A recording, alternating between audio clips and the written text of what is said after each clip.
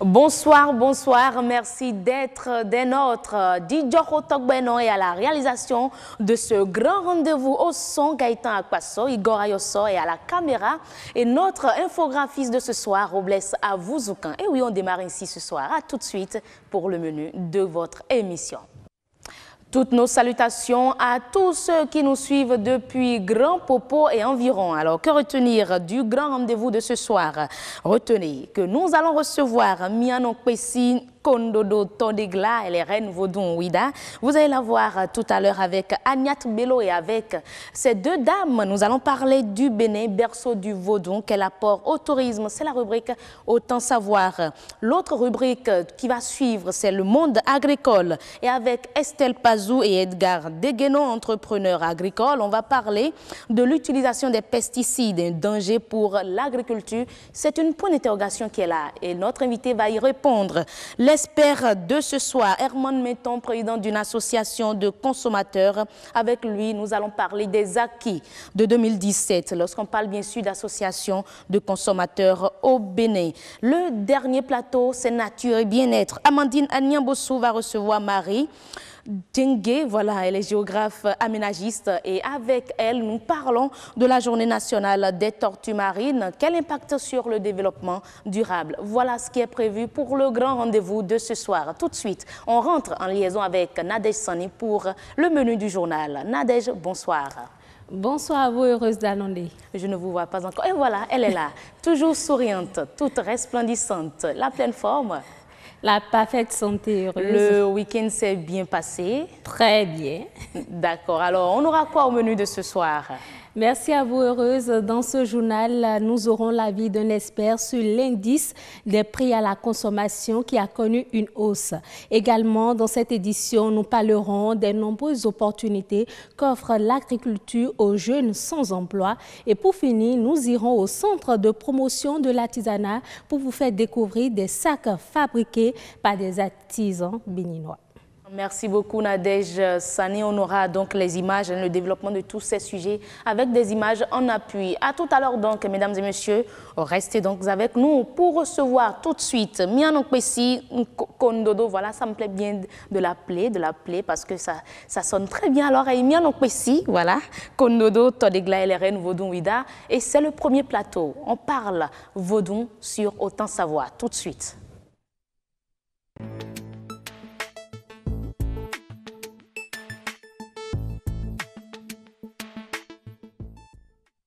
Alors, nous vous proposons, avant de recevoir notre invité, et voilà, pas Elonia d'Almeida, Agnat Bello, elles sont tellement nombreuses et on se perd parfois dans les noms, voilà.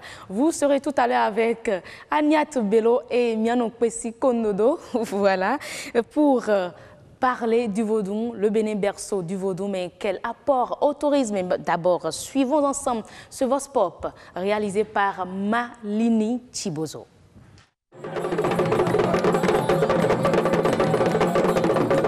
L'Afrique étant le berceau de l'humanité, le Bénin est le berceau du Vaudou.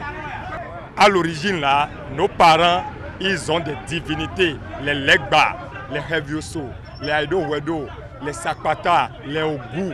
Et quand ils devaient pouvoir prédire des choses, ils vouaient leur culte à ces divinités-là. S'ils devaient avoir une bonne récolte, il y avait les dieux qui favorisaient la récolte. Pour moi, le vaudou représente un art très précieux parce que si vous avez un problème et vous avez vers le vaudou lui suggérer ce problème-là, si c'est réel, vous aurez satisfaction. C'est ce que mes ancêtres m'ont enseigné, mais je ne pratique pas le vaudou. Je pourrais dire que Vaudou est mon ennemi, hein, parce que comme je suis différent par rapport à lui, c'est-à-dire on est de différents chemins là, je pourrais dire qu'il est mon ennemi, comme moi je suis chrétien. Je ne peux pas dire que quand tu le vaudou, pour moi c'est pas bon. Pour moi. Donc, actuellement, nous sommes sur l'évolution. Les choses changent. Donc il faut que, pour moi, il faut que les Béninois laissent le vaudou et faire face à la lumière. En ce qui me concerne personnellement, parce que j'ai entendu beaucoup de choses sur cette affaire de vaudou, que le vaudou c'est le berceau de Bénin, de l'humanité, quoi. En ce qui me concerne, le vaudou n'a jamais créé un pays pour que je puisse reconnaître que c'est le berceau de mon pays. Ça fait la première chose. La deuxième chose, pour moi, le vaudou, c'est les forces des ténèbres. Et je ne doute pas de l'existence du vaudou. Si je veux me prononcer sur le vaudou, je vais commencer par me prononcer sur le fait que les gens aient présenté le vaudou comme quelque chose qui n'a rien à voir avec Dieu et que ça a à voir avec Satan. Je ne sais pas d'où vient ça. Le vaudou, pour bien comprendre, c'est en langue un peu mina. Mille veaux volent doux. Mille veaux volent doux. Et un vaudouin, c'est en langue mina. C'est tout. Donc c'est la totalité. Nous sommes différents.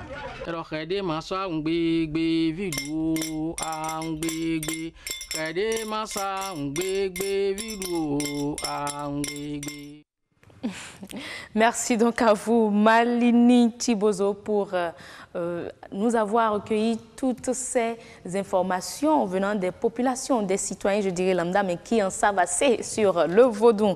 Et sur ce plateau, comme je le disais, à l'entame de l'émission, on va recevoir Miano Pessi Kondodo, Todigla et les reines vaudou Ouida. Non, n'est-ce pas? Comment vous allez? Je vais très bien, merci. Et vous? Je me porte également très bien. Vous êtes très bien habillés. Vous valorisez tellement bien le vaudou ici sur ce plateau. Merci. Alors, Agnat, c'est vous qui ouvrez le bal des différents plateaux consacrés à la célébration du 10 janvier cette semaine. Bonsoir. Oui, heureuse d'annoncer bonsoir. Et bonsoir. Vous êtes en une très belle compagnie en plus. Une très belle compagnie. Oui. La reine n'a pas été facile à dénicher, mais je tiens à apprécier le fait qu'elle se soit rendue disponible. Avant, je tiens à féliciter Malini Chibozo, surtout pour la musique finale. Je l'ai bien aimée. Je crois que c'est d'abord à ça qu'on identifie le vaudou. C'est la richesse au niveau des rythmes, au niveau de la musique. Tout ça, je crois que ça mais fait ça nous partie rappelle Aziza. Oui, en quelque sorte Aziza aussi. Alors, moi déjà, j'aimerais savoir l'avis de la majesté sur ce que justement le vaudou apporte au tourisme. Parce qu'on a eu assez d'informations. Hein? Oui, justement.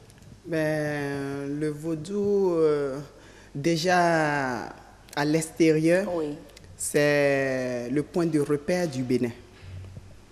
Quand nous sommes à l'extérieur, quand on dit je suis béninois, les gens ont du mal à savoir où et c'est quoi le Bénin. Mais quand on dit je viens du pays vaudou, tout de suite on est repéré, on sait qui vous êtes et tout ça. Donc c'est d'abord notre identité. Qu'on le veuille ou pas, hein, on nous colle bien cette identité pour le bien. Mais parfois en mal, hein. C'est pas qu'on nous colle, nous sommes. Peur de nous. Oui, même dans la région Afrique. Vous savez, peur de nous ou pas, ça fait en sorte qu'on nous remarque. Maintenant, c'est un travail de base qui a fait pour faire comprendre aux gens qu'il n'y a rien là de mauvais, donc les gens n'ont pas de raison à avoir peur de nous. Voilà. Mais ceux qui ont peur de nous aussi n'ont pas tort parce que c'est un travail qui a été fait à un moment donné, au moment de la colonisation, pour avilir notre culture, notre tradition, pour pouvoir nous imposer autre chose. Donc, ce n'est pas grave, on va y travailler puisque nous sommes là. Mais est-ce que ce n'est pas la raison pour laquelle un intervenant a dit tantôt que le vaudou, c'est le dieu des ténèbres? Oui, c'est ce qu'il a appris. Vous savez, jusqu'à aujourd'hui, il y a des écoles missionnaires et les enfants n'apprennent rien d'autre que la culture biblique qui a pris sa base dans notre culture d'ailleurs, mais il y a des choses qui ont été inversées juste, politique religieuse, pour faire voir ce qu'on nous a apporté. Donc c'est à nous de travailler pour faire voir aussi ce que nous sommes réellement. D'accord. Alors aujourd'hui sur ce plateau, nous allons beaucoup plus nous intéresser à l'aspect culturel de la chose. Parce que qu'on le veut ou pas aujourd'hui, le vaudou fait vendre le Bénin à l'extérieur. Comment est-ce qu'on peut transformer cela en devise pour le pays? Notre culture est tellement riche que nous n'arrivons pas à prendre les repères essentiels à exploiter. On n'arrive pas à faire la part des choses. Vous savez, quand nous prenons le Bénin du nord au sud, nous avons tellement de différents habillements, ne serait-ce que l'habillement, le visible, le son. Autant nous avons une multitude de sons, de rythmes, et de la tradition ancestrale. Quoique la base est restée la même, il y a de petites tournures qui intéressent toujours. Donc, il faudrait qu'on arrive d'abord à faire la part des choses. Aujourd'hui, nous n'arrivons pas à exporter notre culture. Nous n'arrivons pas à l'exploiter. Nous n'arrivons pas à la vendre tout simplement parce que déjà, la plupart de nous a du mal. Et je veux surtout parler des autorités politiques qui n'ont pas encore perçu les potentialités de notre culture. Parce qu'il faut y travailler. Il faut y travailler. Et tel que le disait son Excellence le président Talon, c'est pas le cultuel qu'il faut vendre. Nous ne pouvons jamais vendre le cultuel parce que ça c'est nous. On ne va pas se vendre. Mais le culturel peut se vendre et à de différents degrés. Donc, il faudrait que les autorités politiques arrivent à savoir que le culturel, il faut la valoriser. D'accord. Et ce n'est pas en nous éloignant de cette culture que nous pouvons la valoriser. Donc, faire la part des choses. Parce que si on ne comprend pas, on ne peut rien faire. Et moi, ça m'amène à vous poser cette question. Aujourd'hui, comme vous, par exemple, hein, une reine intellectuelle, je dirais, on a de temps en temps des rois et des reines lettrés très intellectuels. Est-ce qu'ils sont vraiment ancrés dans le vaudou pour mieux vendre cette religion-là à l'étranger ou même pour le tourisme? Là, nous avons deux différents types de lettrés dans la tradition. Nous avons ceux qui ont hérité juste le siège du roi ou d'une reine, mais en gardant leur croyance importée ou autre chose. Oui, il y en a. Et nous avons, nous, les religieux. Les trônes religieuses gardent toujours l'essentiel, la spiritualité même, et c'est ça qui t'amène, c'est ça qui te donne la lumière. Si tu comprends de quoi il s'agit, tu pourras faire la part des choses. Tu pourras opiner valablement.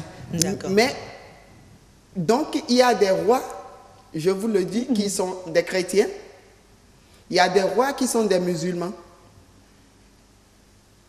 C'est vrai qu'ils ne rejettent pas tout à fait la tradition, mais ils le font parce qu'il faut le faire, parce que sur ce trône, il faut faire ça, mais sans vraiment s'ancrer dans la chose. Voilà.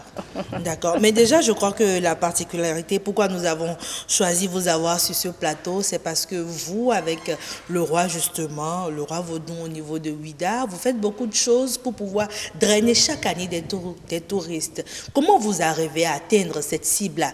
Et après, on pourra parler de ce que ça apporte pour la ville de Ouida en particulier. Voilà, le 10 janvier à Ouida, c'est d'abord la diaspora. Et il faut reconnaître que ça a commencé par Ouida 92 en 93, qui a été un partenariat entre la diaspora africaine et nous, qui sommes restés sur la terre ancestrale. Donc, cette mémoire est restée collée au 10 janvier. Et nos frères font toujours le programme de descendre pour se ressourcer. Et nous qui sommes sur le terrain, nous faisons tout pour qu'ils ne soient pas déçus. De leur arrivée. Arrivée. D'accord. Mais qu'est-ce qui les intéresse quand ils arrivent? Merci, voilà. Vers quoi ils vont? C'est juste l'essence.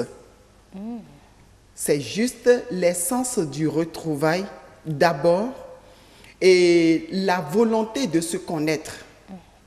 De connaître son passé. Son passé, histoire. Mais de se connaître réellement pour pouvoir capter les messages du sang qui circule dans leurs veines. Parce que le vaudou, d'abord, quand on dit vaudou, c'est l'esprit, l'essentiel vital, spirituel qui circule dans le sang. De tout un chacun de nous. Tout un chacun de nous. C'est pour ça que tout à l'heure, dans le reportage, j'ai suivi quelqu'un qui dit « Le vaudou, c'est mon ennemi » parce qu'il ne sait pas. Il ne sait pas que ses pieds sont posés sur terre et là, il est en train de communiquer avec ce que ses ancêtres ont appelé vaudou. Il respire l'air et il est en train de respirer le vaudou. Qu'il le veuille ou pas. Qu'il le veuille ou pas. Et c'est pour ça que je dis, quand je fais des conférences sur le vaudou, je dis souvent aux gens, si vous ne voulez pas sentir le vaudou, essayez de ne pas respirer. Ne buvez pas de l'eau, ne regardez pas le soleil et ne posez pas vos pieds sur terre. Parce que c'est ça que tout ça, c'est la divinité. Hein? C'est les 4 éléments de la nature. Oui. Le vaudou est basé sur les 4 éléments de la nature. Et il est là, en assistant permanent pour l'humanité. Donc,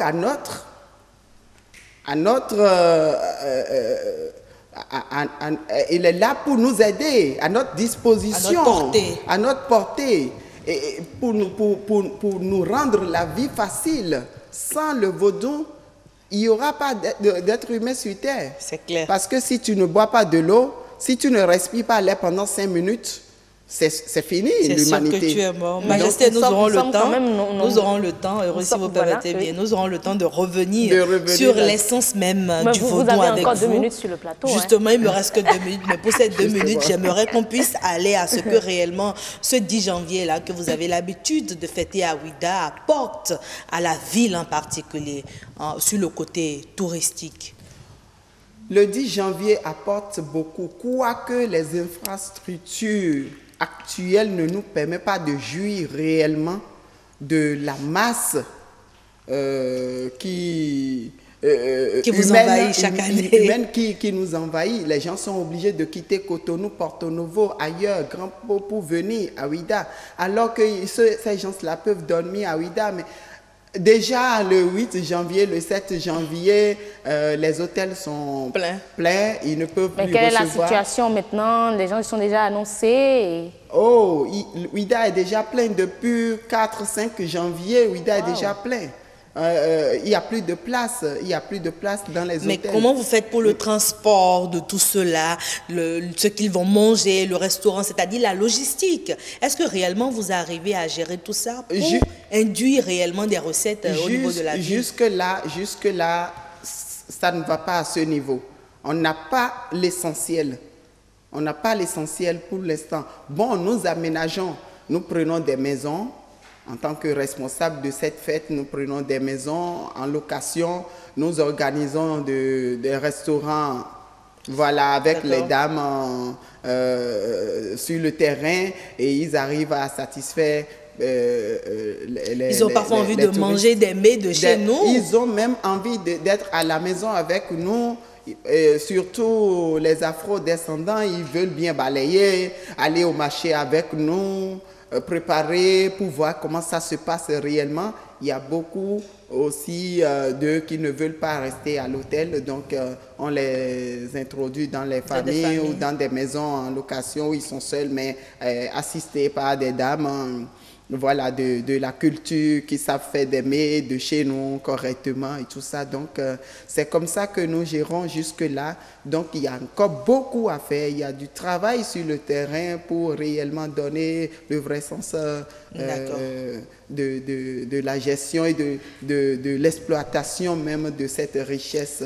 Alors, est-ce qu'on peut dire permettez la tautologie, pour terminer, est-ce qu'on peut dire que le Vaudou représente beaucoup en termes d'atouts touristiques pour la ville de Ouidah? Le jour, déjà pour Ouidah, mais pas seulement pour Ouidah, disons le Bénin. Le jour où nous allons comprendre que c'est notre or, c'est notre pétrole, c'est notre diamant, ce jour-là, le Bénin va sortir de la liste des pays pauvres. Heureuse d'annoncer une très belle conclusion. Franchement. De la majesté Mianon Kwesi Kondodo Todegla, elle est reine Vaudou Ouidah. Merci à vous d'avoir fait le déplacement. Heureuse d'annoncer. Merci de nous avoir reçus également. Merci d'ouvrir ce bal. Hein. Mesdames et messieurs, vous aurez le temps Bonne fête à vous. Merci beaucoup. Merci. Oui, il faut l'annoncer. Hein. Mardi et mercredi également, nous allons parler du Vaudou pour pouvoir rester en symbiose avec cette fête du 10 janvier. Et Horizon Culture, hein, je crois bien, jeudi, vendredi, va également beauté au pluriel aussi. Donc, vous aurez assez de plateaux, mesdames et messieurs, tout au long de cette semaine consacrée à la célébration du Vaudou, je dirais, le 10 janvier prochain. Bonne fête également à vous. Merci. Merci. On sera à Ouidah, hein, certainement. Oui, il faut dire que Sa Majesté nous a tous invités. Ce serait un plaisir de vous recevoir à Ouidah et d'ailleurs pour faire profiter aussi les téléspectateurs des festivités. On sera là, pas bras ballants, avec nos caméras, nos micros. Alors, mesdames et messieurs, c'est terminé pour le plateau consacré, à Autant Savoir. Un autre plateau à installer, c'est le monde agricole.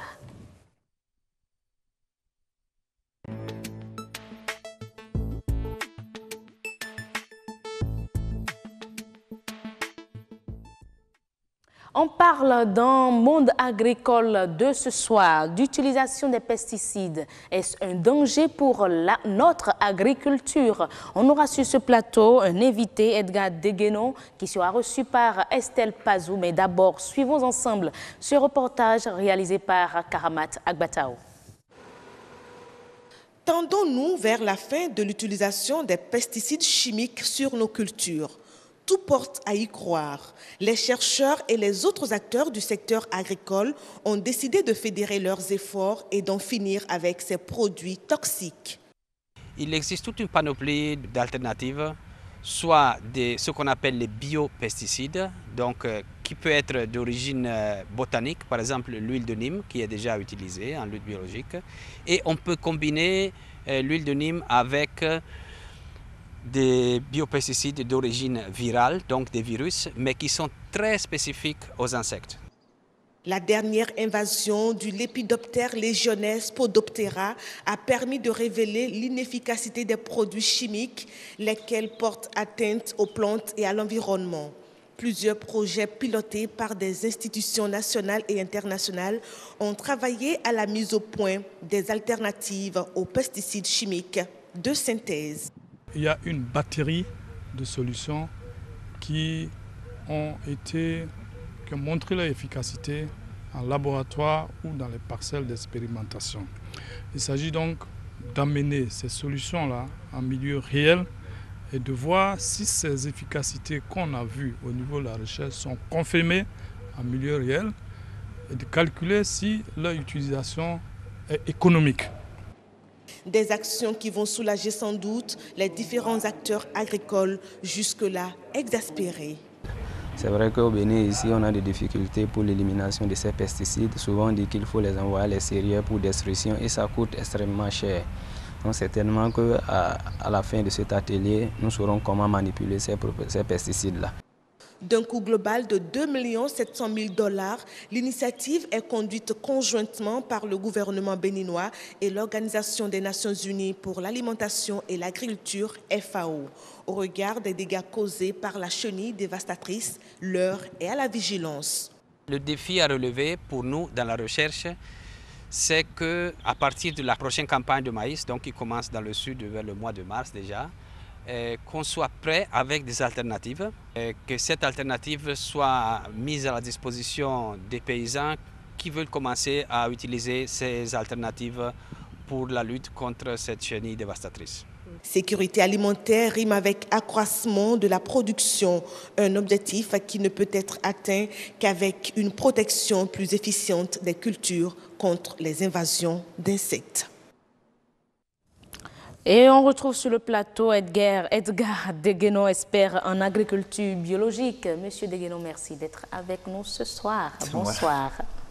Donc, avec vous, on parle de l'utilisation des pesticides, un danger pour l'agriculture. On se pose la question ici, mais mesdames et messieurs, si vous avez très bien suivi le reportage, je crois que vous avez eu en partie la réponse et des alternatives sont même déjà en cours pour trouver des solutions, je dirais, contre les pesticides, n'est-ce pas? C'est bien cela.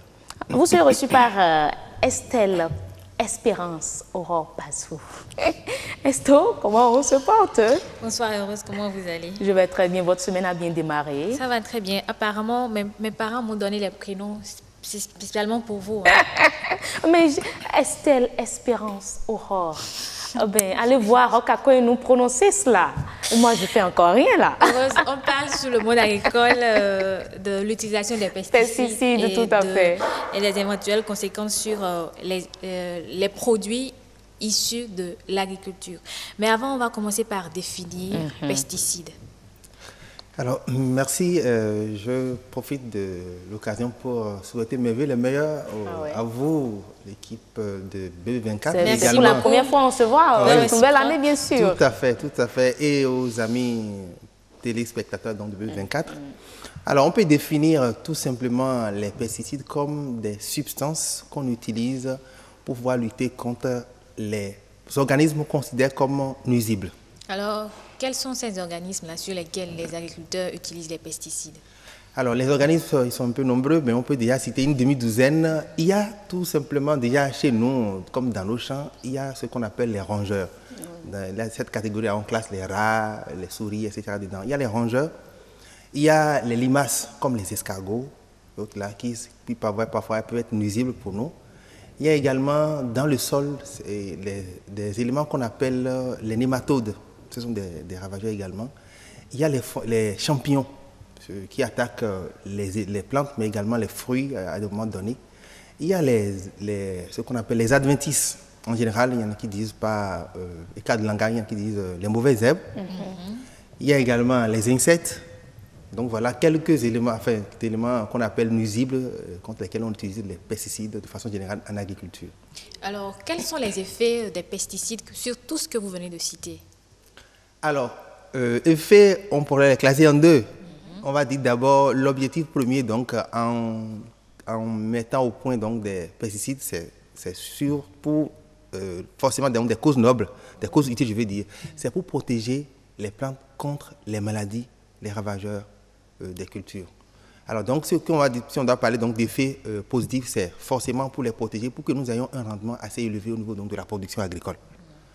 Maintenant, il y a également il y a le revers donc, de la médaille. Donc, selon donc, la façon dont on utilise, ça peut avoir aussi donc, des effets qui ne soient pas très souhaitables pour nous et pour la santé. Alors, je me pose une question. Les pesticides dont on parle, est-ce que ça tue l'escargot ou bien les rongeurs dont vous parlez? Ça les tue, c'est ça?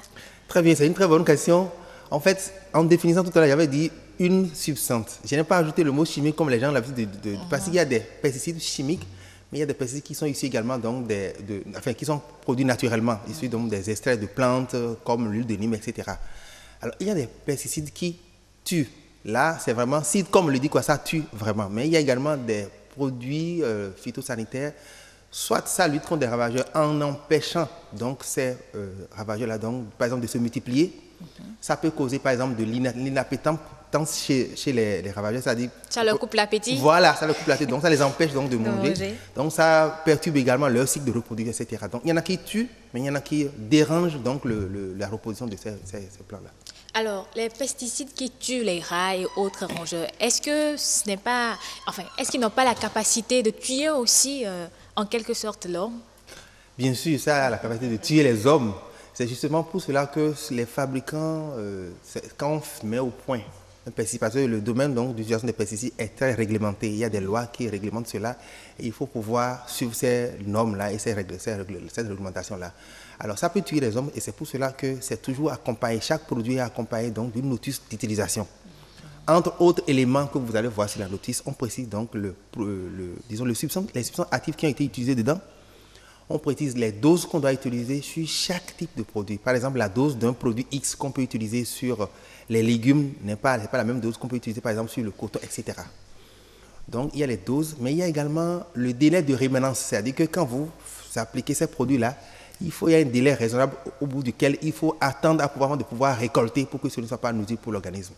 C'est d'ailleurs parce que ces produits-là peuvent tuer qu'on arrive beaucoup de cas d'intoxication. Il y a beaucoup de gens qui en meurent dans des zones de production où les gens utilisent ces produits-là sans respecter les normes. Mais est-ce que c'est la faute à l'agriculteur? Est-ce qu'ils sont informés, ces agriculteurs-là, de tout ce que vous venez de dire là?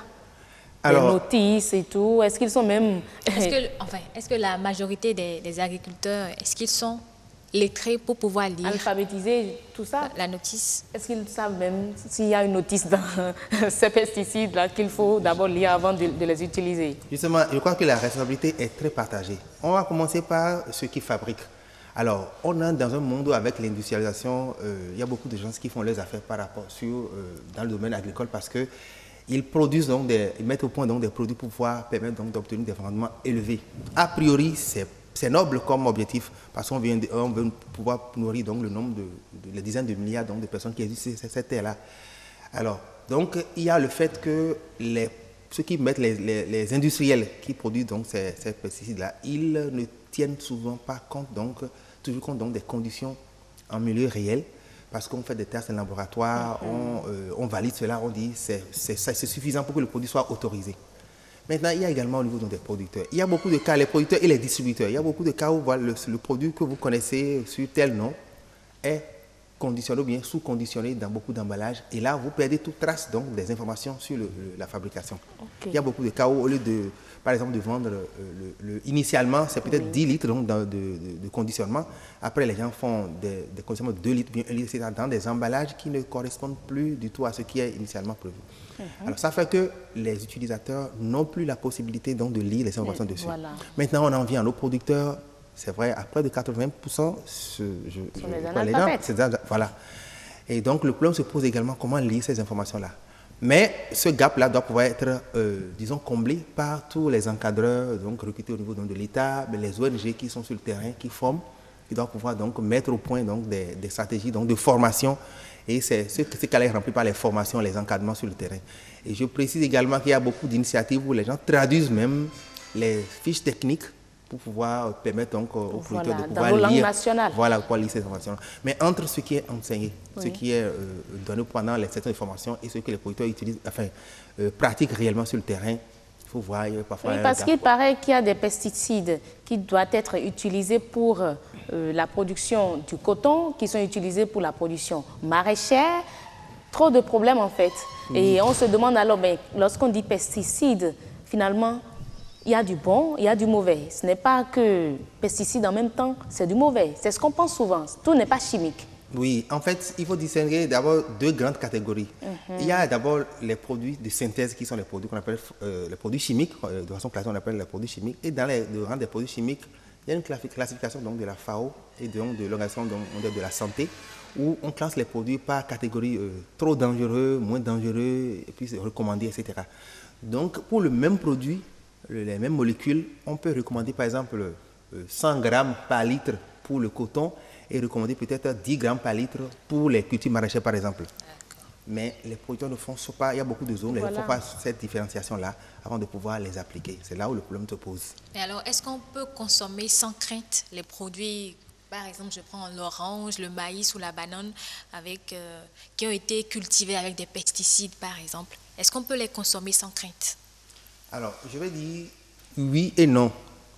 Oui, parce que si vous avez affaire à des gens qui sont professionnels, qui maîtrisent ce qu'ils font, qui connaissent d'abord les produits qui sont homologués. J'utilise le mot homologué, c'est important. Il y a des services au niveau de chaque pays qui doivent pouvoir accepter, donner de l'agrément pour utiliser un produit. Si c'est des produits qui sont homologués, donc acceptés à être utilisés dans le pays. si les délais, les doses sont respectées et que les délais de rémanence sont respectés avant de récolter. Attendez, vous demandez aux consommateurs de vérifier tout ça avant d'acheter l'orange chez la vendeuse ou la revendeuse? Non, en fait, je veux dire, si on a affaire donc des professionnels, donc des gens qui connaissent leur métier, qui savent qu'ils doivent produire pour ne pas nuire à la santé des consommateurs, c'est eux qui doivent prendre cette disposition-là. Alors donc, mais étant donné que chacun est responsable de sa santé, les gens sont obligés donc de faire des efforts supplémentaires ou bien complémentaires pour vérifier la source de ce qu'ils consomment. C'est en cela que l'effort des consommateurs est également demandé. Donc si on a affaire donc des gens qui sont conscients donc de tous ces facteurs-là, ces exigences et qui respectent cela, on doit pouvoir consommer l'orange sans souci donc de tomber malade. Est-ce qu'on peut arriver à faire une différence entre l'orange qui a été cultivée sans pesticides et l'orange qui a été cultivée avec des pesticides? Je pense que physiquement, je crois que ce n'est pas possible. Par contre, si de pouvoir faire cette différenciation-là, il faut compter avec les types donc, de production biologique et surtout il faut des productions biologiques certifiées. C'est-à-dire qu'il faut qu'il y ait des signes distinctifs qui montrent que ce produit-là a été cultivé sans l'utilisation de pesticides chimiques. Il y a beaucoup de pays ou bien beaucoup de zones où les gens, les consommateurs ou même des producteurs prennent des initiatives donc de dire nous allons continuer à utiliser des pesticides chimiques parce que c'est très utile pour nous, mais nous allons en réduire la dose ou bien nous allons faire, nous engageons à travers une charte pour l'utiliser de façon vraiment minimale. C'est ce qu'on appelle une agriculture raisonnée. Donc il y a l'agriculture conventionnelle où on utilise systématiquement les produits chimiques. Il y a l'agriculture raisonnée où on l'utilise au besoin. Et maintenant, il y a l'autre extrême, c'est l'agriculture biologique. On n'en utilise pas du tout. Mais, merci beaucoup. Alors, ce consommateur qui décide désormais de ne plus acheter par esthétique, on voit les légumes feuilles, et on préfère qui ont des feuilles vraiment bien vertes, bien larges. Voilà. Dans le même temps, des bananes qui sont bien, je dirais pas potelées, de grosses bananes. Est-ce qu'il faudrait prévoir faire comme ça pour éviter toutes sortes de maladies, parce qu'on sait que l'utilisation des pesticides a également ses effets sur la santé, des pesticides surtout chimiques. Je crois par expérience, je pense que cette astuce, ce critère n'est pas suffisant pour pouvoir... Ce n'est pas suffisant. Ce n'est pas suffisant parce que moi j'ai fait des fermes en Europe ou dans d'autres pays où j'ai fait des fermes de production biologique qui sont certifiées AB ou bien certifiées écossais, c'est-à-dire que c'est les certifications les plus rigoureuses au monde. Mais quand vous voyez, j'ai fait des semaines dans ces fermes-là, vous voyez les produits bio, c'est vraiment des produits de qualité. Au point où, après une semaine, je leur ai demandé, mais quels sont les intrants qu'ils utilisent? C'est là où on m'a amené au magasin, c'est un grand magasin où il y a plus d'une quinzaine de différents types d'intrants bio. Que ce soit des intrants bio, ils utilisent même donc, des auxiliaires pour pouvoir produire. Donc, ça veut dire que ce n'est pas forcément les produits conventionnels qui sont beaux, bien. Tout un art dans ce monde aujourd'hui. Même en production biologique, on peut avoir donc des légumes de bonne qualité, tout beaux, comme on aurait souhaité. Donc ça ne suffit pas pour distinguer les produits bio et les produits conventionnels. Alors pour finir, j'aimerais bien vous poser une question. Vous allez répondre par oui ou par non. Est-ce que l'utilisation des pesticides reste un problème écologique? Oui.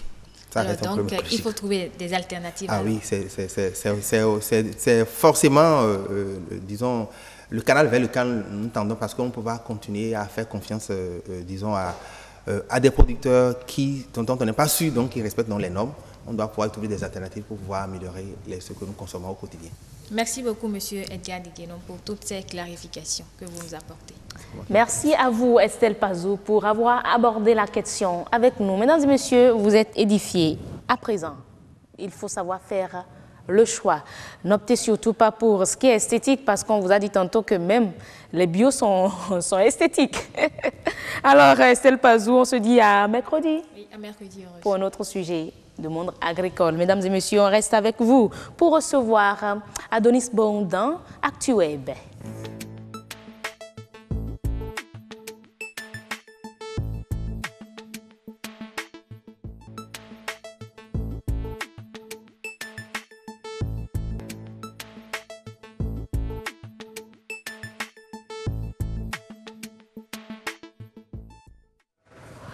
Nous sommes donc avec Adonis. Bon, Adonis, bonsoir. Bonsoir, Heureuse. La pleine forme? Ça va, comme d'habitude. Je n'ose pas vous me fisser, c'est pas grave. Adonis, on a un certain nombre de sujets à aborder, des sujets obtenus sur la toile comme d'habitude. Oui. Et déjà, on parle des pirates nord-coréens qui sont soupçonnés de minage via des ordinateurs de leurs voisins du Sud. Oui. Des pirates nord-coréens sont soupçonnés d'avoir miné via des ordinateurs de la Corée du Sud. Là, nous sommes dans le cas des blockchains, des bitcoins. Okay. Des pirates informatiques nord-coréens sont accusés d'avoir pris le contrôle d'ordinateurs en Corée du Sud pour ceux qui minent des crypto-monnaies. C'est-à-dire ils ont détourné les ordinateurs au profit des personnes qui minent, des personnes qui valident les monnaies virtuelles Bitcoin. Ah bon. Parce que quand vous validez une monnaie Bitcoin, vous recueillez de l'argent, des bonus. On va dire ça. L'été dernier, un groupe de hackers baptisé Andariel a piraté les serveurs d'une entreprise sud-coréenne. Selon l'agence Bloomberg, qui cite un responsable d'un institut gouvernemental à Séoul, ces pirates sont soupçonnés d'être nord-coréens. Ils ont utilisé ces serveurs pour miner à l'insu de leur propriétaire une monnaie virtuelle, Monero, obtenant ainsi $25 000. Pour rappel, le minage, c'est un processus qui consiste à résoudre une série d'opérations mathématiques, ce qui permet en échange d'obtenir des crypto-monnaies. Cela requiert une grande capacité de calcul surpuissante, d'où l'idée de pirater des serveurs d'entreprise. D'accord. Et parlant toujours du minage, le minage annuel de Bitcoin est évalué à la consommation de 11 millions de tonnes de charbon. Oui, les opérations de minage de la crypto-monnaie nécessitent aujourd'hui de brûler en moyenne plus de 11 millions de tonnes de charbon par an, un chiffre qui est en constante augmentation. Est-ce que la Chine irait jusqu'à interdire le minage de bitcoins? Les dirigeants de la Banque centrale de Chine ont indiqué, d'après une information publiée mercredi par l'agence Reuters, que la consommation d'électricité des mineurs de bitcoins sur le sol chinois pourrait être régulée, voire contingée. Cette annonce, qui suit l'interdiction en septembre dernier des plateformes d'échange bitcoins sur le territoire chinois, pourrait provoquer beaucoup de remous. Il faut rappeler qu'une transaction en bitcoins consomme environ 115 kg de CO2, soit environ 11 000 plus fois qu'une transaction par carte Visa. Il y a dans le pays 163 pays, dont le Nigeria, pays de plus de 180 000 millions d'habitants, dont la consommation électrique est inférieure à celle du bitcoins.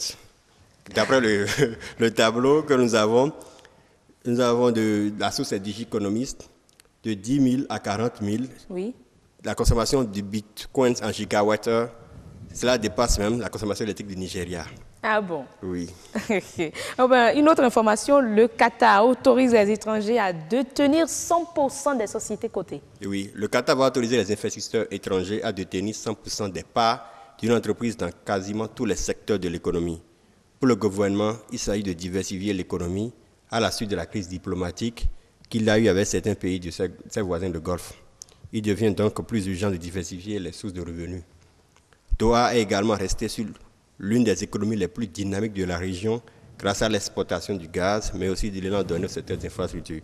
Il faut rappeler que le Qatar va abriter la Coupe du Monde en 2022, ce qui fait que le pays est en train de chercher de différentes sources de revenus pour pouvoir maximiser les apports. D'accord. Alors, cette information m'intéresse bien. Usain Bolt va débuter une carrière de football. Bon, je vous laisse nous donner le nom du pays. Eh bien, le multiple champion olympique et du monde sprint Usain Bolt, aujourd'hui à la retraite, a annoncé qu'il fera en mars un essai au Borussia Dortmund. Voilà. Confirmant ainsi son envie de faire carrière dans le football. Le champion olympique de 31 ans a annoncé le 7 janvier, dans les pages du quotidien britannique Sunday Express, qu'il allait faire un essai dans le club allemand du Borussia. Nous allons effectuer un essai en mars à Dortmund pour savoir ce que je vais faire avec cette carrière de footballeur. S'ils disent que je suis bon et que j'ai besoin de m'entraîner, je le ferai, a ainsi affirmé l'ancien athlète à la retraite. Il faut rappeler que le rêve de Usain Bolt est de jouer à Manchester United.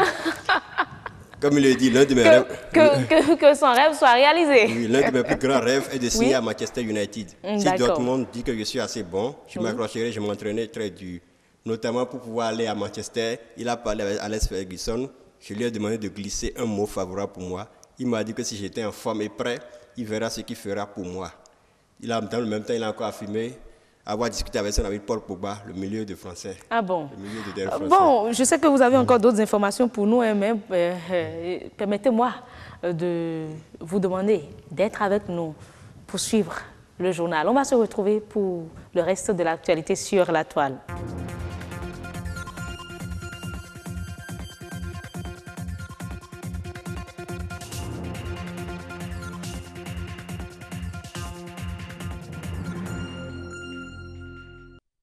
Vous êtes dans le 1945. Bonsoir, voici les titres de cette édition.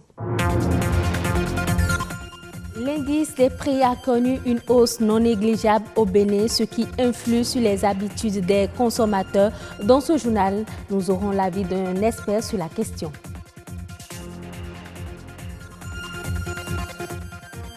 L'entrepreneuriat et l'auto-emploi sont aujourd'hui des solutions pour lutter contre le chômage. L'agriculture est un secteur qui offre d'énormes opportunités aux jeunes.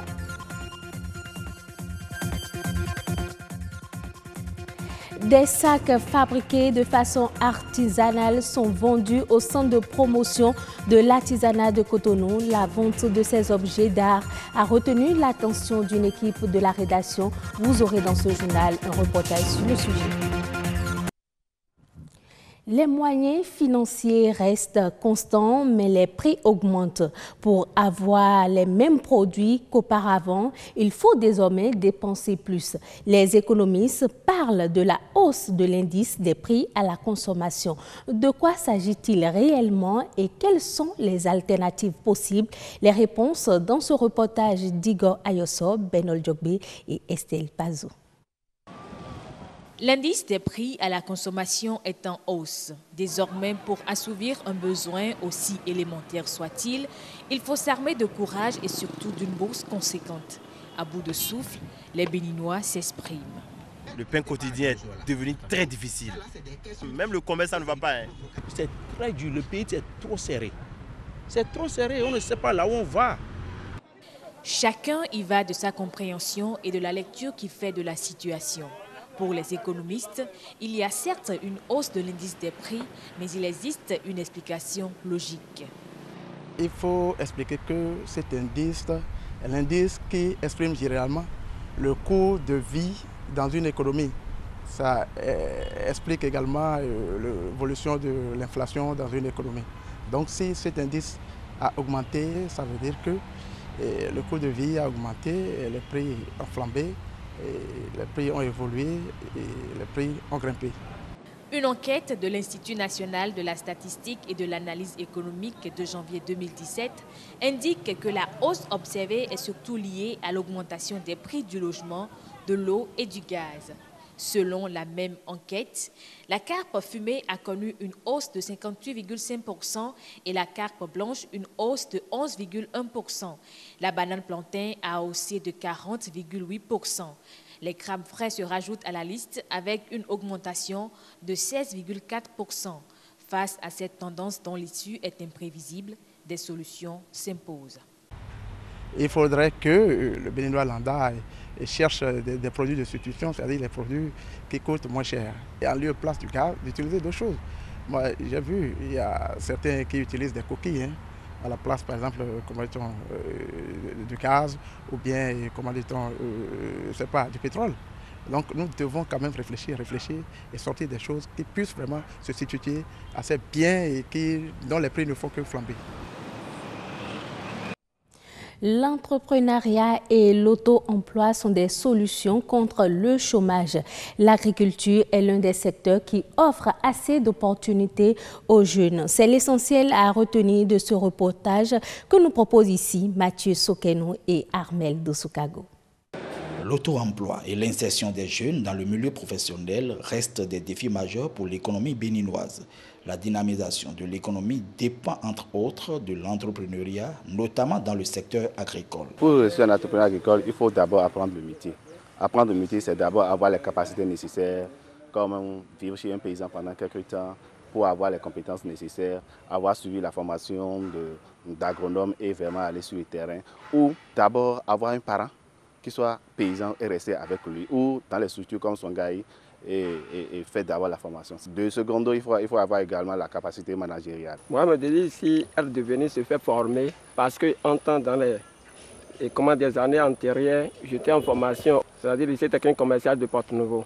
Mais après avoir fini ma formation en entrepreneuriat là-bas, je me suis décidé de venir ici se faire former pour poursuivre la formation. Mon projet principal est basé sur les mammifères, la reproduction des porcs. En dépit des efforts louables fournis par différentes structures, les goulots d'étranglement ne manquent pas.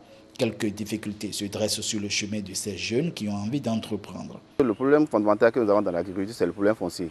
La terre est disponible, mais il y a tellement de problèmes autour de la terre, ce qui fait que les gens ne vont pas vers la terre. Il y a également d'autres aspects concernant les jeunes, par exemple, qui voient le paysan comme le dernier, le pauvre, le sali, qui n'aime pas aller vers eux pour avoir l'information. Il n'y a pas de programme spécifique qui permette aux jeunes de s'insérer réellement, d'avoir l'opportunité de s'insérer dans l'agriculture, de vivre d'avoir l'agriculture comme un métier. L'économie dans un système capitaliste est tributaire de la bonne marche des entreprises. Elle se présente aussi comme la meilleure solution pour lutter contre le chômage. C'est un secteur qui apporte beaucoup à l'économie nationale. Il s'agit de l'artisanat. La vente des objets d'art, en l'occurrence les sacs, a retenu l'attention d'une équipe de la rédaction. Ce sont des objets fabriqués localement et qui ont pour principaux clients des touristes européens. Benol Djogbe, Léonida Onzo, Karamata Batao. Du cuir, du raffia, du plastique ou encore du tissu. Voilà quelques matières d'expression des sacs localement fabriqués ici au centre de promotion artisanale de Cotonou. Ces femmes rencontrées fabriquent elles-mêmes les sacs qu'elles exposent. Minon do sac d'amle, minon le do sac au dos, des filets nous zéazomé, minon le do et minon le dessous. Bon les bleus sac de l'ofine, bon minon le sac djembé. Et non nous y ho djembé et non zédémé. Les deux nous protéger à nous de l'autanio. Mi dere souek batami bodeton. Bon mi blo bono to dagmanji bon mele no dro no le bo zomi. Couleur de dro yo e envoiton wa mi no blo no yi. Zanton ro fini bon mi no blo. Mi no blo odo nu debu de agbeze wa mi no blo na. Les prix varient en fonction de la qualité de la matière de fabrication et de la taille des sacs. Certains clients viennent faire la commande de ces objets d'art pour leurs propres besoins, d'autres par contre pour les revendre. Je vends des sacs faits à base de fils en nylon. Les grandes se vendent à 8 000, parfois à 7 000, les petites à 5 000. Eh oui, bien. Mais non, ça t'a qui est né. Les sacs de fin de boin, tu as été des refines boin canon, des refines boin quand y a allé. Des refines boin atino. Atino et on va y mettre sac à bon sac qui est. Taki do poli sans porte-monnaie, mais non ça sac est un chakiko. Ana ho porte-monnaie podo togbe podo nde no wuli dana po bisisi do chakikandi. Mi de chakik banton mi no wazole. Leur clientèle essentiellement constituée de touristes et quelques natifs du pays. Mais de no ya wa sac yo la mi ton le anyu wewe no le. Anyu wewe no le no ya ho. Mais mi ton le do kuro le no.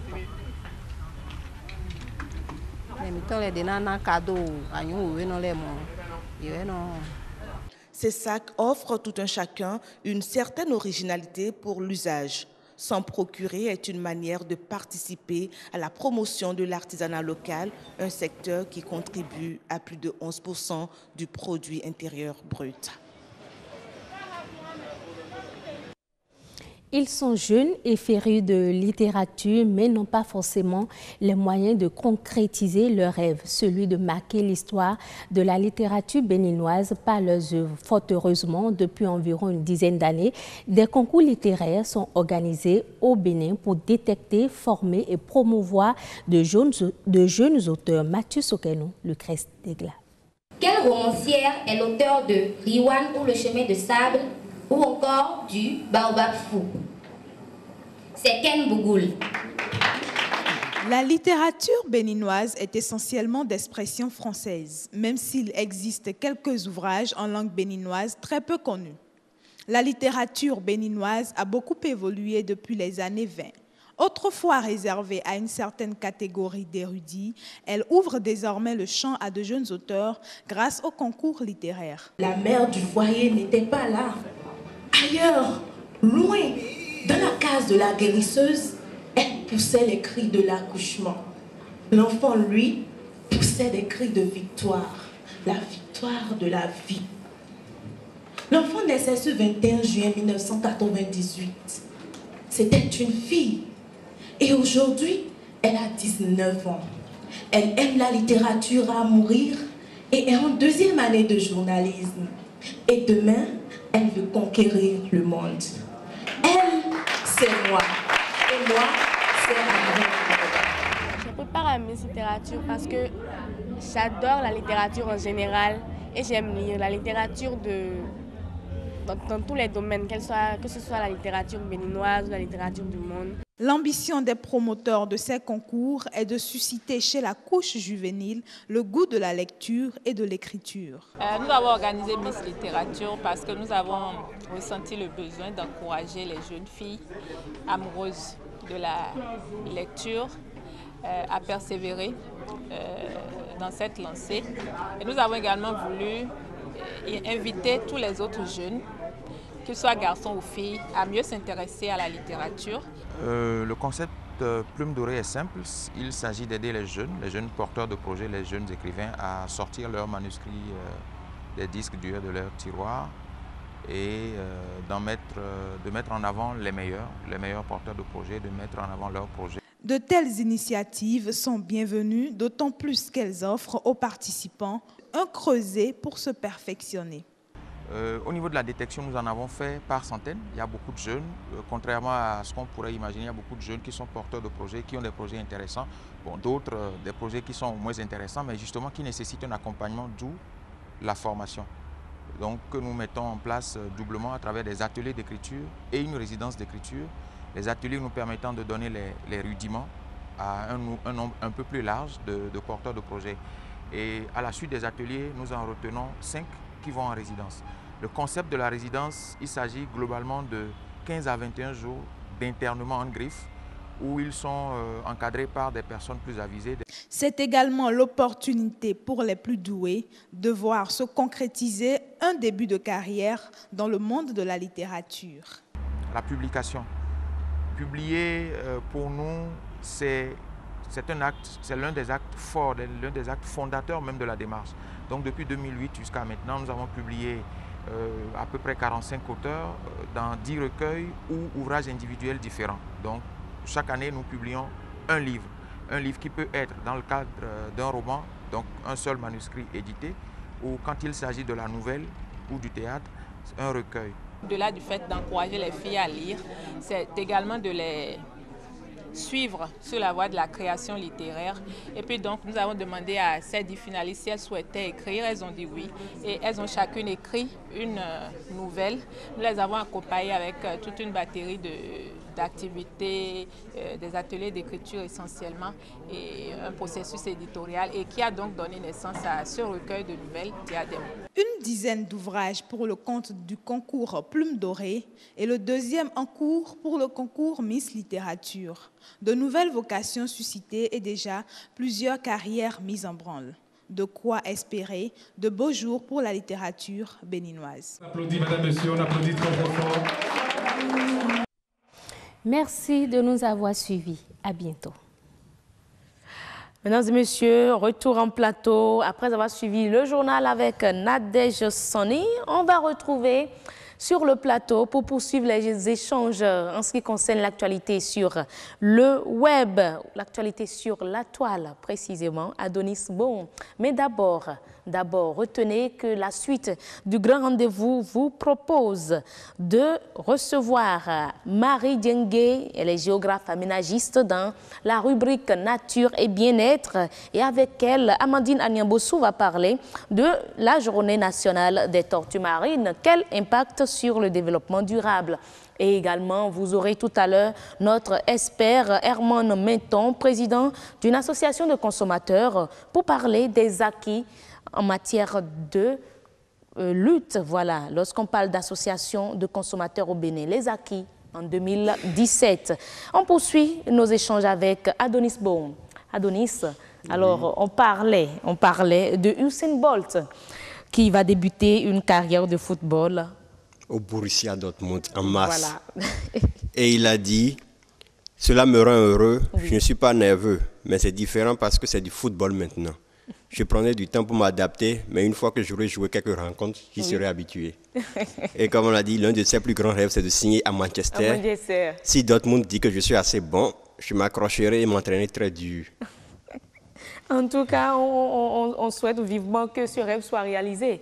Et mis à part ça, nous avons une décision de la Maison-Blanche, je ne dirais pas de Donald Trump, l'usage des téléphones privés interdit à la Maison-Blanche. Oui, vous devez le savoir, Fire and Fury, Inside the Trump White House. C'est le livre écrit par le journaliste Michael Hoff qui est sorti le 9 janvier dernier, qui est sorti le 7 janvier dernier, qui raconte un peu la vie de Donald Trump. C'est suite à la sortie de ce livre. Le 7 janvier dernier, donc dimanche seulement. Non, disons oui, dimanche. Dimanche seulement, parce qu'aujourd'hui nous sommes le 8. Le livre devait sortir depuis le vendredi 5. D'accord. Mais avec des pressions données, le livre n'était pas vite sorti. Eh bien, c'est à cause de ce livre qui est sorti, qui raconte un peu la vie de Donald Trump, que la Maison-Blanche a décidé d'interdire l'usage des téléphones privés dans la Maison-Blanche. Mais à quelle fin? Pourquoi cela? À cause des fuites qui font légion depuis le mandat de Donald Trump. Le président des États-Unis serait furieux et écœuré par les extraits du livre rendu public mercredi, selon le porte-parole de la Maison-Blanche.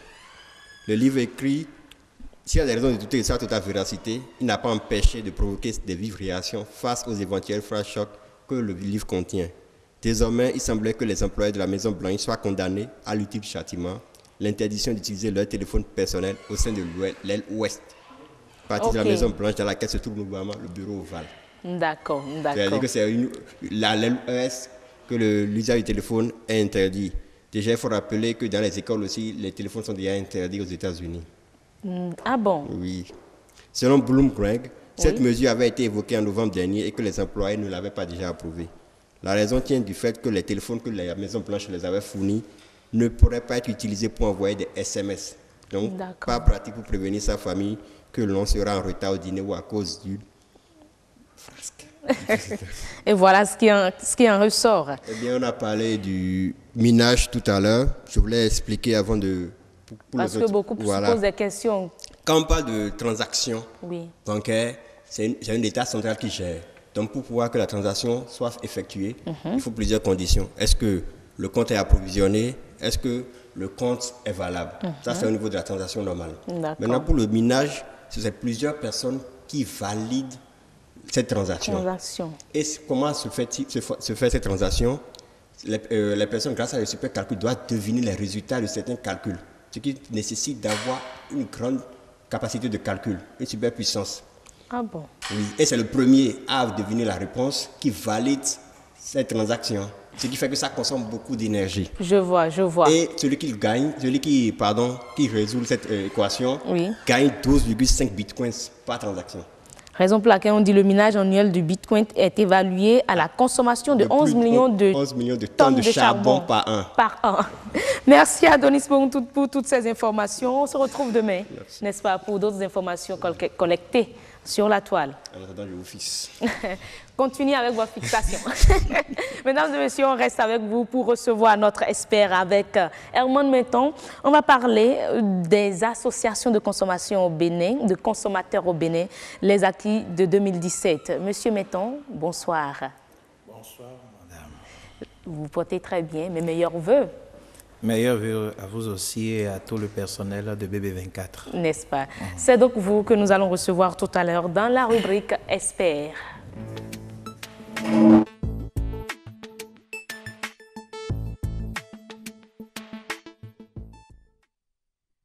Comme je le disais tantôt, on parle avec Herman Menton, président d'une association de consommateurs, précisément de Bénin Conso et Droits de l'Homme. On va parler avec lui des associations de consommateurs au Bénin, les acquis de 2017. Alors, monsieur Menton, lorsqu'on parle d'associations de consommateurs, quelle est d'abord votre mission dans notre société? Parce que nous savons qu'il y en a tellement, tout le monde se lève aujourd'hui et est président d'associations de consommateurs. Tout le monde veut défendre les consommateurs.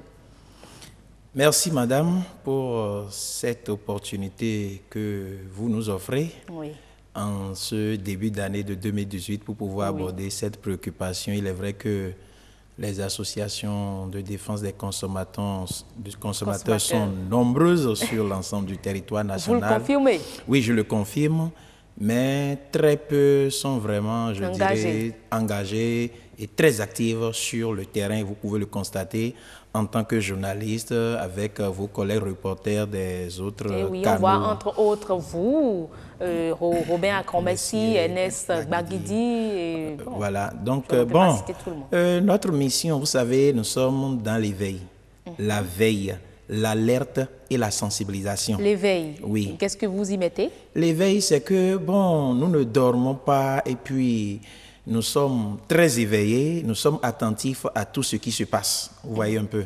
La veille, c'est que nous suivons de près ce qui se passe et lorsque les autorités, ceux qui ont en charge la gouvernance de notre pays à divers postes de responsabilité tentent de passer à côté, nous essayons d'attirer leur attention sur un certain nombre de choses.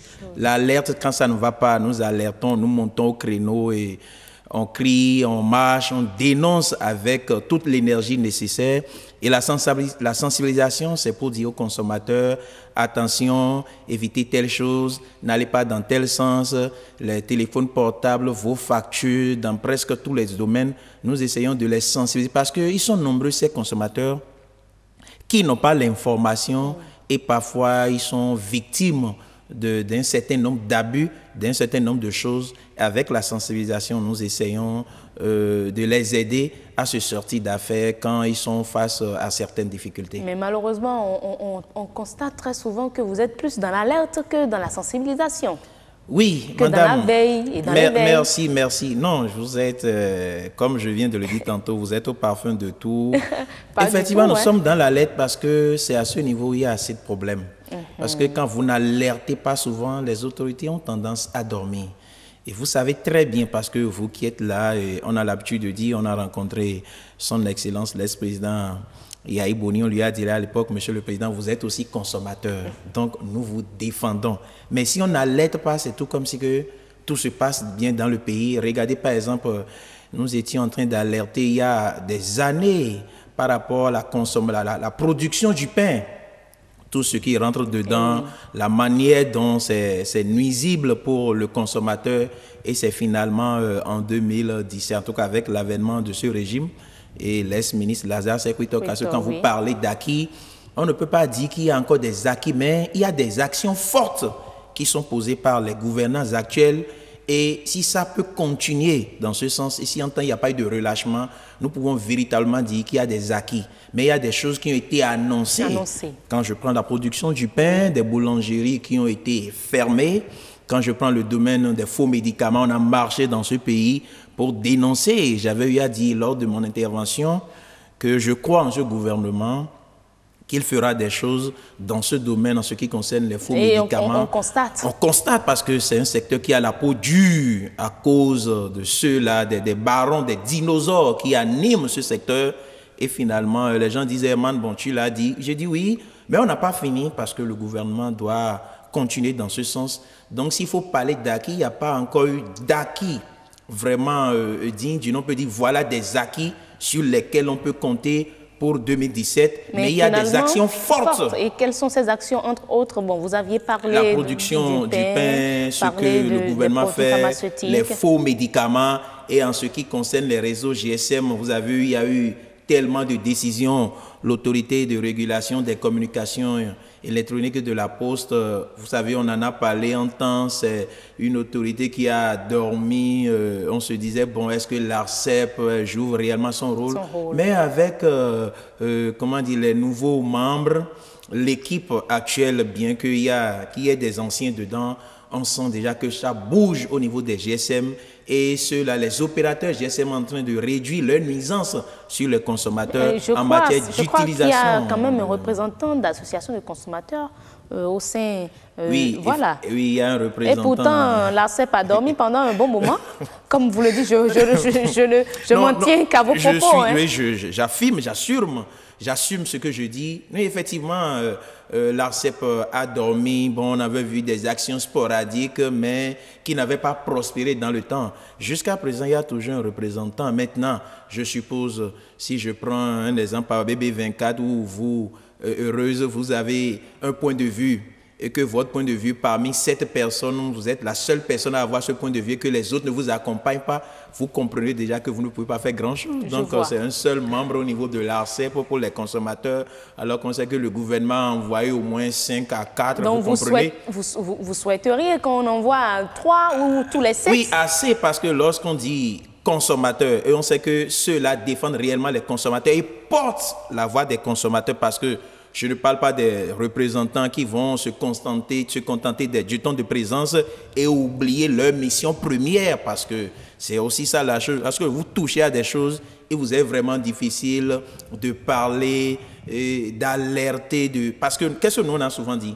Lorsque ça ne va pas monter au créneau pour dire voilà ce que nous on a proposé, mais les autres membres, n'en ont pas tenu compte, qu'est-ce qu'on fait? Et on va aviser. Mais souvent, on constate que, on ne sent pas qu'il y a un représentant et c'est pourquoi vous voyez les autres membres qui ne sont pas au niveau de l'ARCEP ou bien dans d'autres structures, les conseils d'administration, à la SONEB, la SB, un peu partout, il y a toujours un représentant des consommateurs. Et pourtant, les consommateurs ne font que se plaindre. Finalement, qu'est-ce qui a changé dans la vie du consommateur en 2017? Non, en 2017, des choses ont changé dans la vie du consommateur parce que quoi? Je suis déjà une consommatrice devant vous, donc oui, je sais que vous n'allez pas vous comporter, vous n'allez pas, Madame Heureuse Datondé, je crois. Danondé, excusez-moi, vous n'allez pas vous comporter comme les autres parce que je sais que vos collègues qui travaillent avec nous, qui nous invitent souvent, savent que nous rencontrons des difficultés et que des choses se passent. Et à travers les invitations répétées sur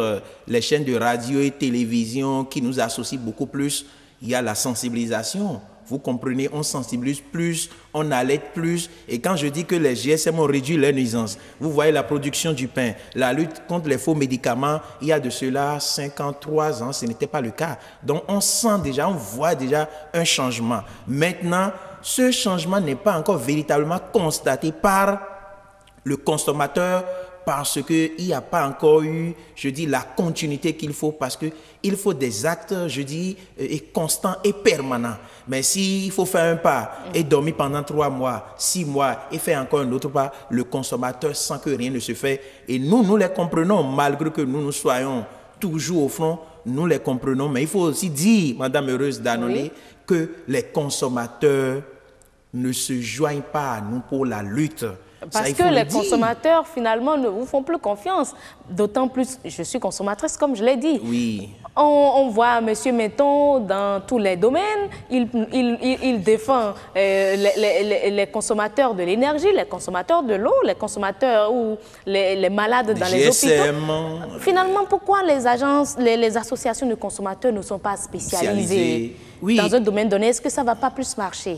Ça va plus marcher. Nous sommes en train de vouloir nous réorganiser pour aller en tout cas, à cette proposition, parce que beaucoup disent, bon, si j'ai des soucis dans le domaine de l'énergie avec la SBE, c'est les mêmes personnes, mais lorsque le consommateur est en difficulté, m'appelle moi, Herman, maintenant pour dire, j'ai tel problème dans tel secteur, même si je n'ai pas les armes nécessaires, l'arsenal nécessaire pour pouvoir aller à son secours, d'abord je vais commencer et voir maintenant les personnes qui sont habilitées dans ce domaine pour pouvoir m'aider à ce que lui trouve satisfaction. Voilà. C'est ce que nous essayons de faire. Il est vrai que ce n'est pas facile. Nous sommes dans presque tous les domaines. Parfois, ça joue sur l'efficacité qu'on pourrait avoir lorsque on se voit spécifiquement dans un domaine donné où on a les coups des franges pour pouvoir agir.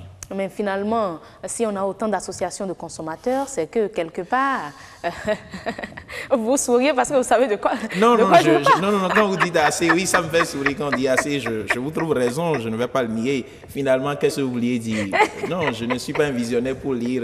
Donc, je disais tantôt aussi, il y a autant d'associations de consommateurs qui parfois ne jouent même pas leur rôle, c'est que quelque part, c'est devenu une activité génératrice de revenus.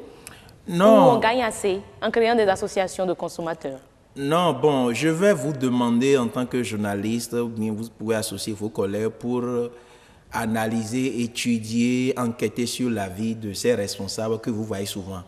Et qu'est-ce qu'ils font? Ils sont dans quel domaine d'abord? Qu'est-ce qu'ils gagnent? Et vous allez comprendre que nous souffrons beaucoup.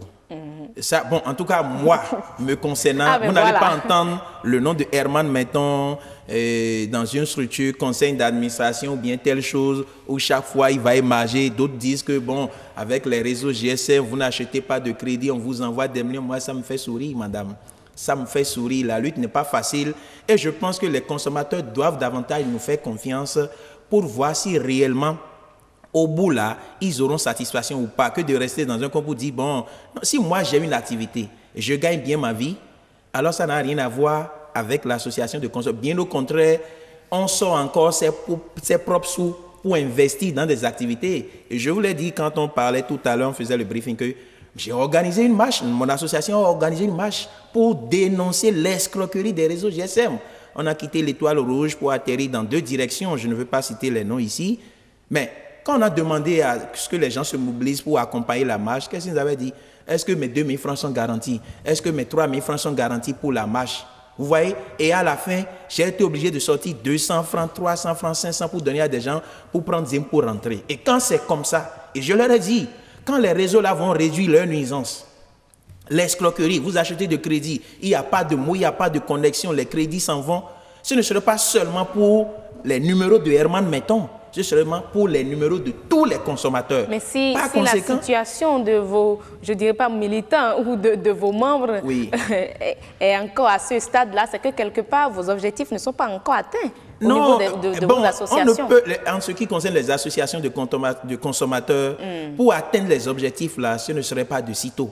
Parce que nous sommes dans un monde où, avec un peuple qui n'arrive pas bien comprendre les choses et à discerner. Nous sommes dans le procès d'intention, on critique facilement. Ce n'est pas seulement mes membres, mais je dis les consommateurs. Ce sont ces consommateurs-là qui nous appellent tous les jours. Il est fini qui dit, mon débois, ma facture, venez, on va marcher. Et je leur ai dit, les peuples qui ont gagné face aux dirigeants, c'est que quand 100 personnes sortent aujourd'hui et qu'on tue 4 dedans, demain, vous allez trouver 200 personnes. Même si on tue 10, après, vous allez trouver 1000. Nous n'arriverons même pas à ce stade-là. Non, c'est pour vous dire quoi? Et là, vous êtes sûr de gagner. Mais si on se décourage rapidement, là, mais qu'est-ce que 2 ou 3 personnes ne peuvent pas inquiéter les dirigeants? Nous allons crier à travers les opportunités que vous nous donnez.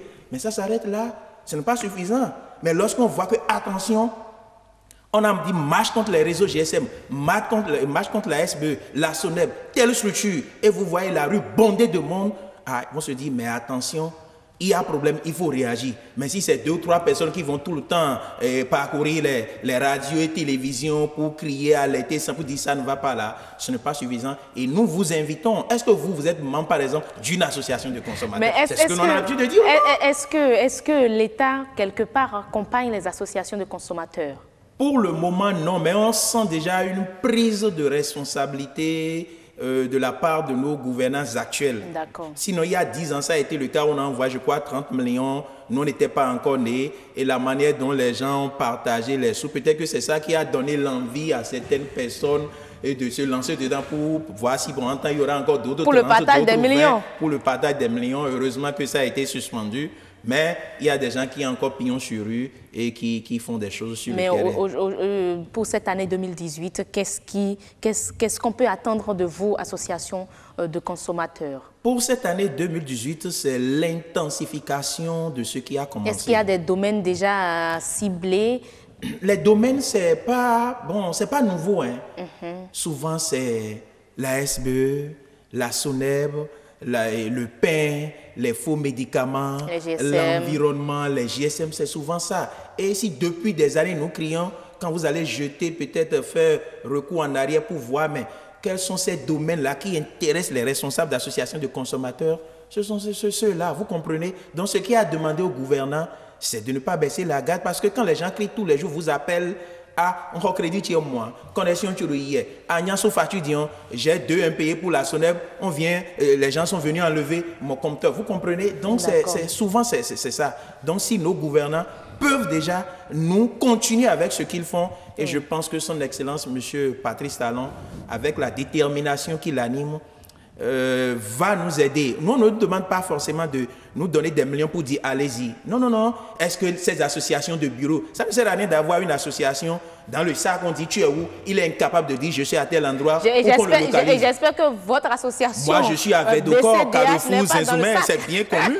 Je suis à Védocor, Carrefour Zenzoumen. Merci beaucoup, monsieur Herman Metton. Merci beaucoup, Madame Heureuse Danondé. Votre passage, votre disponibilité pour échanger avec nous, avec les téléspectateurs sur votre lutte et surtout ce que les populations, les consommateurs ont pu gagner en 2017 grâce à vos luttes. Nous allons vous laisser partir. Bonne soirée à vous. Merci et une fois encore, bonne et heureuse année. Merci et beaucoup. Je souhaite à tout le personnel une promotion génératrice de revenus. Parce qu'il y a des promotions qui appauvrissent. Vous avez le titre, mais vous n'avez rien. Mais il faut des accompagnements. On vous souhaite également à vous que Merci votre association soit une association génératrice de revenus. Merci, madame. Monsieur Metton, merci beaucoup et bonne soirée. Mesdames et messieurs, le tout dernier plateau de votre grand rendez-vous ce soir, c'est Nature et Bien-être.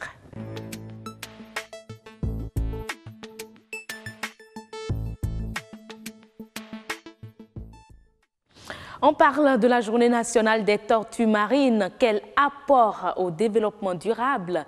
Mais d'abord, avant de recevoir Marie Djengue, géographe aménagiste, et Amandine Anyambossou, nous allons vous demander de suivre ensemble cet élément réalisé sur la Journée des tortues.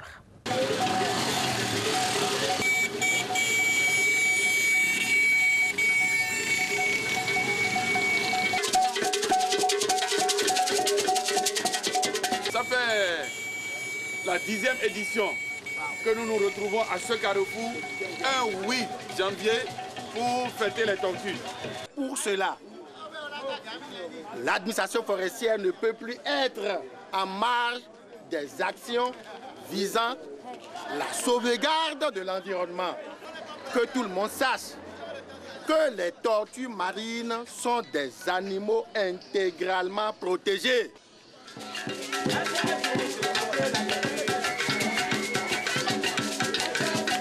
est venu ici parce qu'on a appris que vous mangez trop les tortues. C'est à cause des tortues que tous ceux-là sont sortis. Aujourd'hui, les tortues que vous voyez là, nous on en bénéficie. Tous les touristes viennent, ils amènent de l'argent, ils font tout, on en profite. Mais on veut que ces tortues-là restent pour que quand vous allez grandir là, qu'elles peuvent aussi vous procurer de l'argent, vous procurer de jobs, vous procurer tant de choses que vous désirez. Donc nous travaillons pour le futur. Et le futur, c'est vous. La tortue ne fait pas du mal. C'est les trucs qu'il faut sauvegarder. La population a pris à bras le corps l'aspect protéger les tortues marines dans le secteur de Grand Popo.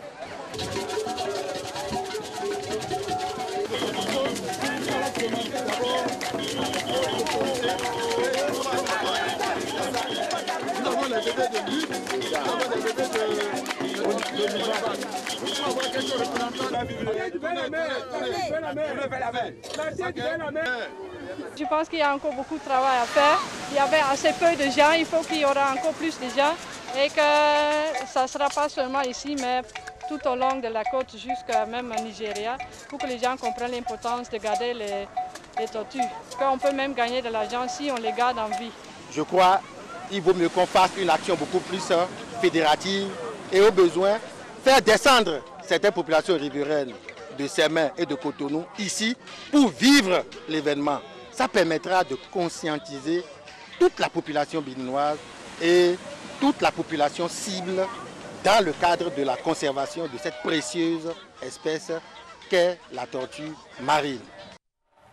Merci donc à vous pour ces informations que vous nous apportez. On a compris que plusieurs personnes ont leur information sur la tortue marine. Pour certains, c'est des trucs.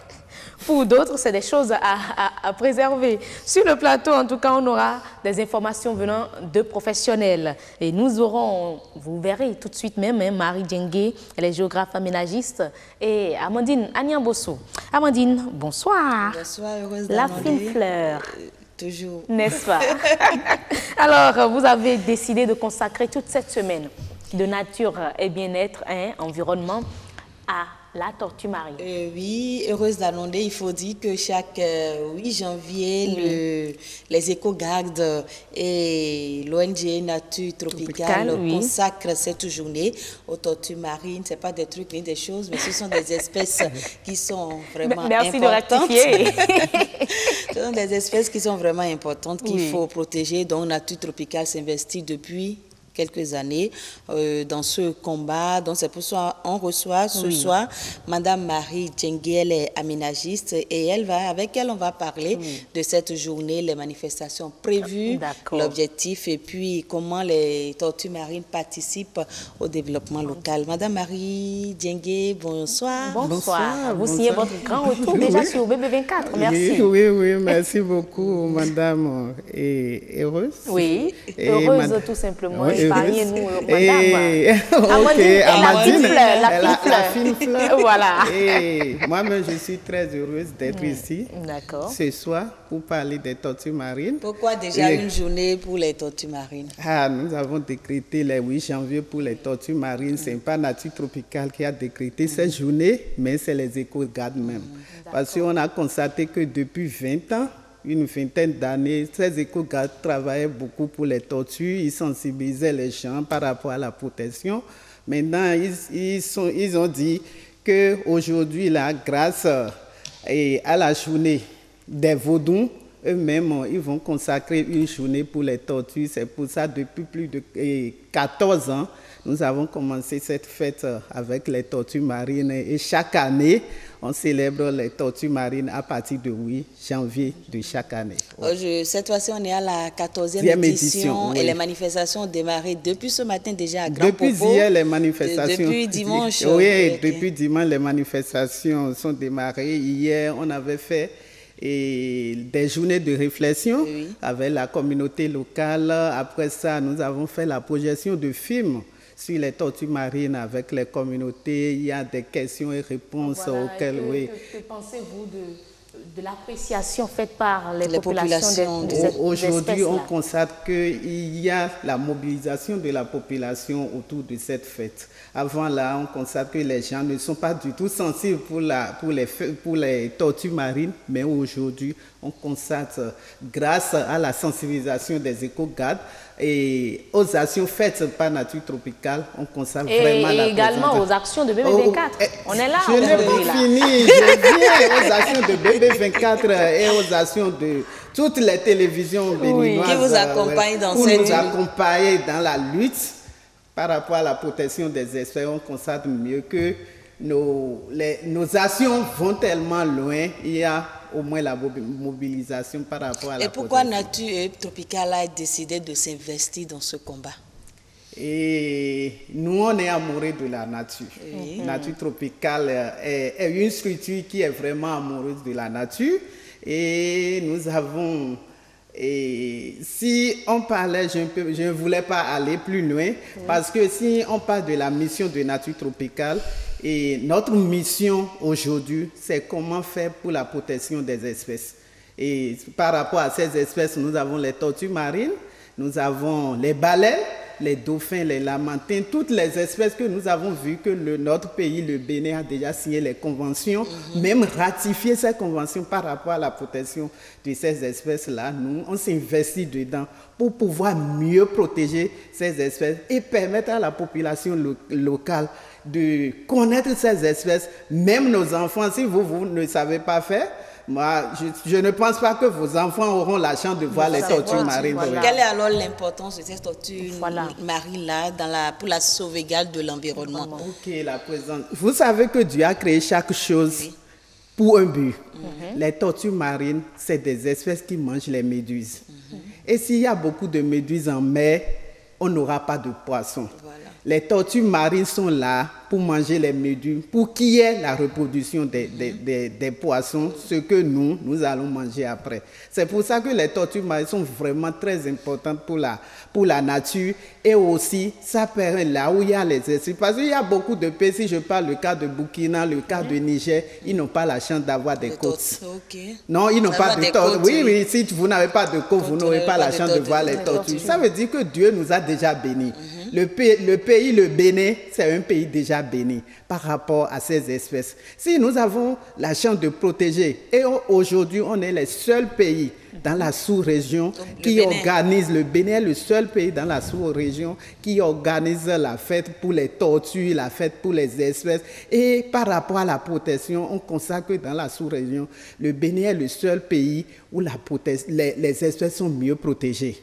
Maintenant, si les tortues sont là et les tortues sont mieux protégées, ça permet aussi de faire de l'écotourisme. Ça permet de gagner un peu de ressources pour ces éco-gardes qui sont proches de nos côtes, qui contribuent effectivement à la protection de ces espèces. C'est en ce sens que la préservation des tortues participe au développement local. Oui, c'est en ce sens que la préservation participe. Par exemple, ce n'est pas les éco-gardes seuls qui gagnent, même les autorités locales, la mairie qui est là, la mairie. C'est comme ça que chacun peut trouver son gagne-pain dans ce que nous faisons. Maintenant, on a constaté que chaque année, c'est seulement la commune de Grand Popo qui est choisie. Est-ce que c'est seulement les populations de Grand Popo qui mettent en danger ces tortues? Parce qu'on a quand même une côte assez large jusqu'à Semekbodji et autres. Est-ce que ce ne serait pas mieux de sensibiliser, d'élargir un peu la sensibilisation afin de toucher les populations des autres côtes? Oh oui, ok, c'est déjà une bonne question. Ce n'est pas Grand Popo seul, parce que c'est les éco-gardes de Grand Popo qui ont initié la journée des tortues marines. Donc l'année prochaine, nous voulons vraiment délocaliser cette fête. Et on ne le fait pas sans l'accompagnement des éco-gardes. Il y a les éco-gardes de Semekbodji jusqu'à Ilakonji qui sont actuellement à Grand Popo pour l'organisation de cette fête. Eux-mêmes, ils participent à l'organisation de la fête, ils participent aussi et ils nous accompagnent à sensibiliser les gens par rapport à cette fête. Maintenant, les éco-gardes eux-mêmes, les éco-gardes de Sémé, de Cotonou, même ceux de Cotonou ont demandé cette année l'organisation de cette fête à Cotonou. On a dit, parce qu'on avait perdu, c'est l'occasion pour rendre hommage au président des éco-gardes, qui, l'un de nos éco-gardes, vraiment, c'est un monsieur dynamique et malheureusement, Dieu l'a rappelé. C'est à cause de lui, cette année, on a organisé ça à Grand Popo, juste pour lui rendre un dernier hommage. On a constaté que lors de cette manifestation, vous lâchez des petites tortues. Qu'est-ce que ces tortues-là deviennent? Parce que quand on les voit sur les images, c'est des espèces fragiles, même qui n'arrivent même pas à supporter les vagues et autres. Est-ce que toutes ces tortues arrivent à grandir dans la mer, ou bien il y en a qui meurent et autres? Comment ça se passe? Comment vous arrivez à évaluer le travail que vous faites? Ok. Il y a, pour le moment, nous faisons des lâchers tortues.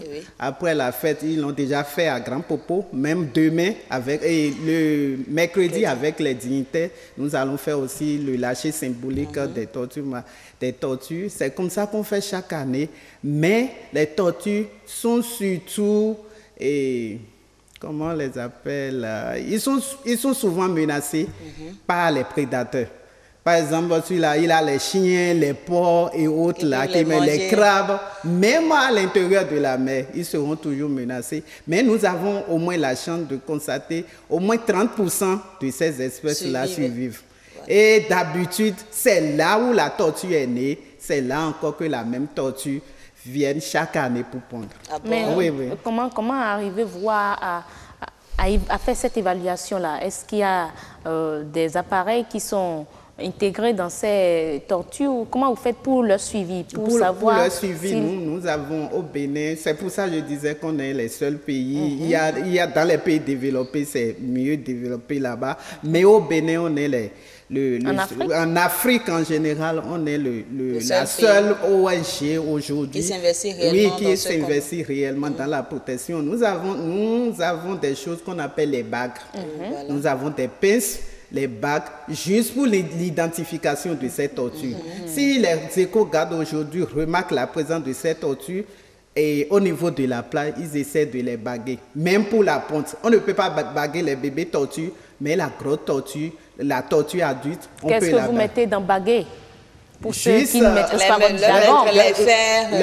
Leur mettre des signes d'identification. Et aujourd'hui, nous avons la chance, en 2009, il y a 2 tortues qui ont été baguées au Bénin et ces tortues ont été retrouvées. Une a été retrouvée à Ongwe, en Amérique du Nord, et la dernière tortue a été retrouvée au Ghana. Wow. C'est grâce à ces... Vous avez de ces résultats, vous êtes fiers de Oui, on est fiers de ce qu'on fait.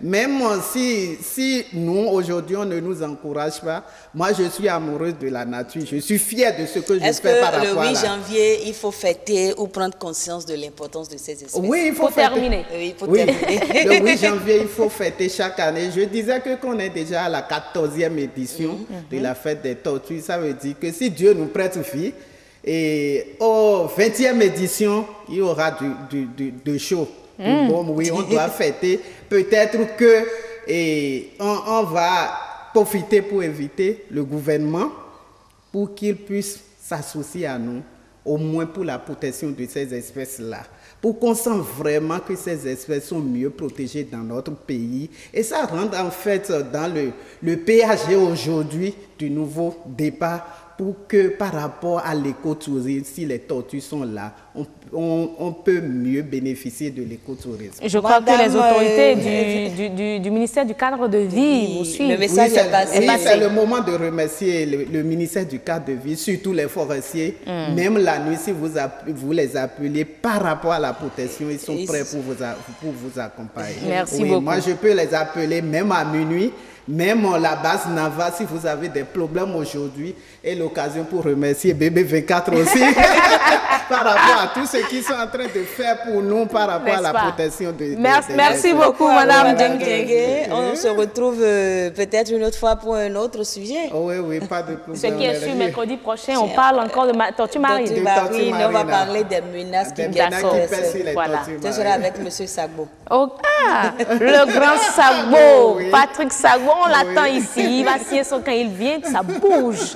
Mais on a surtout de très bonnes informations, des informations très utiles auprès de lui. Mesdames et messieurs, avec ce plateau, ces 2 dames, ces 2 belles dames, nous allons clôturer le grand rendez-vous de ce soir. Et on salue à nouveau tous ceux qui nous suivent depuis Grand Popo et environ Grand Popo, où s'est déroulé aujourd'hui, comme le disait tantôt Amandine Anyamboso, la journée nationale des tortues marines. Mesdames et messieurs, merci pour l'attention que vous nous avez accordée depuis 19h. Et oui, c'est le premier numéro de cette semaine. Nous en aurons encore 4 pour le compte de cette semaine. On se dit déjà à demain pour un autre numéro de votre grand rendez-vous. Portez-vous très bien.